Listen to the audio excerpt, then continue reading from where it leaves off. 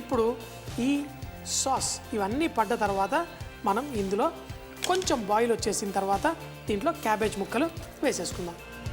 మీకు ఎంత క్యాబేజ్ కావాలంటే అంత వేసేసుకోవచ్చు. దీన్ని నూడిల్స్తోనే కాదు, మనం రైస్తో కూడా చక్కగా ఎంజాయ్ చేయొచ్చు. ఇందులో వేసిన తర్వాత దీంట్లో కావాలంటే కొంచెం అంత థిక్నెస్ కోసం కొంచెం కార్న్ఫ్లవర్ నీళ్లు కలుపుకొని థిక్ చేసుకోవచ్చు.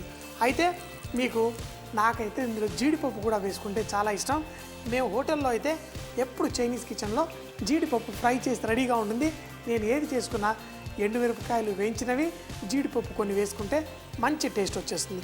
ఇప్పుడు ఇది కొంచెం బాయిల్ అయిన తర్వాత దీంట్లో మరీ ఎక్కువగా కాకుండా కొంచెం అంత కార్న్ఫ్లవర్ దీంట్లో కలిపేసి ఇందులో వేసేసుకుంటే మనకి కావలసిన థిక్నెస్, ఆ కన్సిస్టెన్సీ వచ్చేస్తుంది. మన డిష్ రెడీ అయిపోతుంది. ఇప్పుడు దీన్ని మీరు ఉప్పు, మిరియాల కారం కొంచెం అడ్జస్ట్ చేసుకొని తింటే చాలా టేస్టీగా ఉంటుంది. మన డిష్ రెడీ. హోటల్లో వెళ్ళి తిన్నప్పుడు ఎంతో టేస్టీగా వాళ్ళు సర్వ్ చేసే ఈ డిష్లు ఎలా చేస్తారా అని మనం అనుకుంటాం, కానీ ఇవి చాలా ఈజీ. చక్కగా మిరియాలు తాకుతూ క్యాబేజ్తో పాటు మంచి టేస్టీగా డిష్ రెడీ. సో మరి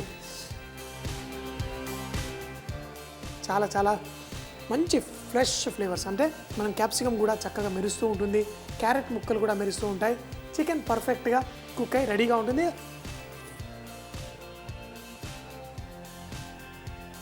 మరి తినడానికి కూడా నేను కూడా రెడీ అయిపోయాను. మరి దీన్ని చక్కగా ఒక ప్లేట్లో వడ్డించుకొని ఎంజాయ్ చేద్దాం.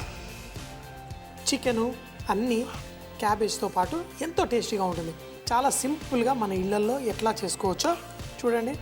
మరీ ఎక్కువ సాస్ కావాలనుకుంటే మీరు కొంచెం పలసగా చేసుకోవచ్చు, కానీ నేను చేసిన ఈ కన్సిస్టెన్సీ ఏదైతే ఉందో ఇది పర్ఫెక్ట్గా ఉంటుంది. చూడడానికి కూడా కలర్ఫుల్గా, అలాగే ఈ చికెన్ ముక్కలతోటి మన క్యాబేజ్ చికెన్ ఎంతో సింపుల్గా రెడీ అయిపోయింది. దీంట్లో కొంచెం అంత సోయా సాస్ తోటి మంచి ఫ్లేవర్, ఆ మిరియాలు మనకి నచ్చే విధంగా కరివేపాకు, ఆవాలు వేసుకొని చక్కగా తాలింపులా వేసేసుకున్నాం. మరి దీన్ని తిని ఎంజాయ్ చేస్తే